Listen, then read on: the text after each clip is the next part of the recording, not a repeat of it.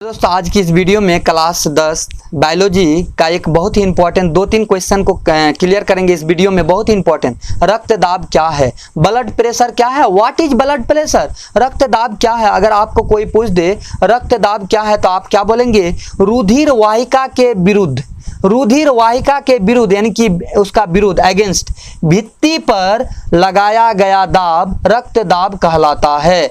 रक्तदाब क्या है, ब्लड प्रेशर क्या है, बीपी क्या है, तो बोलेंगे रुधिर वाहिका के द्वारा या रुधिर वाहिका के विरुद्ध भित्ति पर लगाया गया दाब रक्तदाब कहलाता है।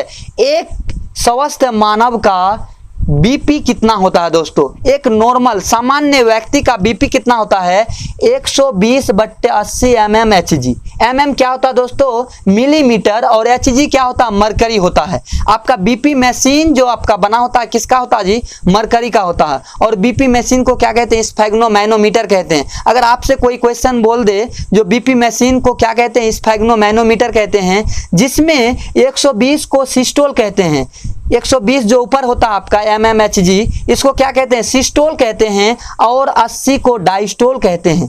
80 को क्या कहते हैं, डायस्टोल कहते हैं। आई होप कि आपको रक्तदाब समझ में आ गया। अब नेक्स्ट क्वेश्चन क्या है, रक्त के प्रमुख कार्य को लिखे, खून के मेन काम को लिखे। रक्त बोले तो ब्लड, रक्त बोले तो ब्लड, खून रुधिर के प्रमुख कार्य को लिखे। खून का क्या क्या काम है हमारे शरीर में। हम लोगों के शरीर में 5 से 6 लीटर मेल में खून पाया जाता है और फीमेल में 4 से 5 लीटर खून पाया जाता है। तो कुछ ना कुछ काम होगा दोस्तों, बिना काम का तो हम लोगों के शरीर में नहीं होगा। तो देखते हैं खून का काम क्या है। आंसर में आप उत्तर में क्या लिखेंगे, रक्त के प्रमुख कार्य निम्नलिखित है। रक्त के प्रमुख कार्य क्या है, निम्नलिखित है। अब क्या होगा आंसर में, शरीर के ताप को संतुलन करना।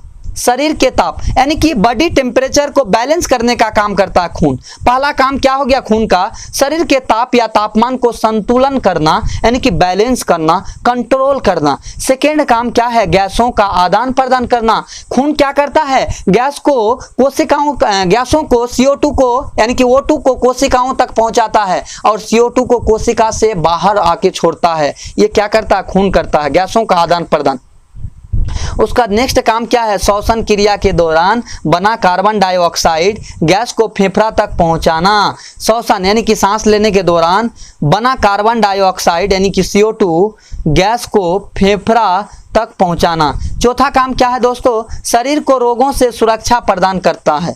यानी कि खून क्या करता है, शरीर को रोगों से सुरक्षा प्रदान करता है। नेक्स्ट क्वेश्चन क्या है दोस्तों 5वां नंबर में, यानी कि नेक्स्ट क्वेश्चन नहीं, रक्त का काम क्या है 5वां नंबर, फाइब्रिनोजेन एंजाइम रक्त को थक्का करता है। फाइब्रिनोजेन एंजाइम क्या करता है, रक्त को थक्का करता। अब रक्त को थक्का करना क्या होता है दोस्तों, जब किसी इंसान का मान लीजिए हाथ पैर कट जाए, इंसान का हाथ पैर कट गया तो ब्लीडिंग होना स्टार्ट हो जाता है यानी कि खून का बहना स्टार्ट हो जाता है। तो फाइब्रिनोजेन एंजाइम पाया जाता है खून में, जो क्या करता है, ये थक्का जमाने का काम करता है। क्लोट बन जाता है यानी कि रक्त जम जाता है, इसके कारण खून बहता नहीं है। अब यहाँ पे एक गो हम लोग इंपॉर्टेंट, बहुत ही इंपॉर्टेंट क्वेश्चन को यहाँ पे जानेंगे दोस्तों। बहुत ही इंपॉर्टेंट क्वेश्चन है आपका। क्या है क्वेश्चन, आपके सामने में स्क्रीन में आप देख पा रहे हैं। क्वेश्चन क्या है, रुधिर और लसिका में क्या अंतर है। रुधिर और लसिका में क्या अंतर है, तो आंसर में क्या लिखेंगे, रुधिर और लसिका में निम्नलिखित अंतर है। रुधिर और लसिका में निम्नलिखित अंतर है। अब एक साइड क्या लिखेंगे, रुधिर लिखेंगे, और एक साइड क्या लिखेंगे, लसिका लिखेंगे। और रुधिर में क्या है, देखिए पहला पॉइंट क्या है, रुधिर का रंग लाल होता है। रुधिर का रंग यानी कि खून, रुधिर बोले तो खून, और सब जानता है खून का रंग कैसा होता है, लाल होता है।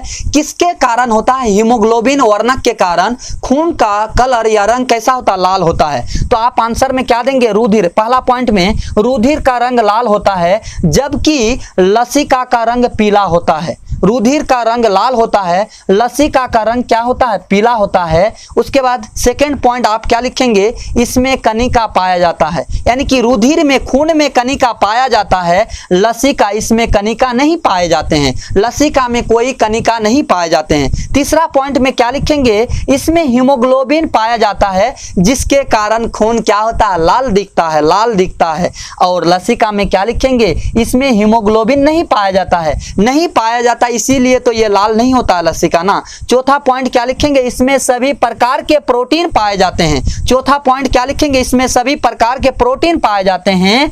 और लसिका में चौथा पॉइंट क्या लिखेंगे, इसमें फाइब्रिनोजेन एंजाइम नहीं पाया जाता है। फाइब्रिनोजेन एंजाइम क्या करता है, रक्त को थक्का बनाने का काम होता है उसका। अगर फाइब्रिनोजेन एंजाइम को खून से निकाल दिया जाए तो आपका अगर हाथ पैर कट जाएगा तो खून बहते रहेगा, आपका डेथ हो जाएगा। शरीर का जितना भी खून है निकल जाएगा तो आपका डेथ नहीं होगा, क्या होगा, आप ज्यादा हिटलर बन जाएंगे। उसका नेक्स्ट क्वेश्चन क्या है आपका, क्वेश्चन नहीं नेक्स्ट पॉइंट क्या है, इसमें दोहरा परिसंचरण होता है। दोहरा परिसंचरण होता है जबकि लसिका में बहाव एक दिशा में होती है।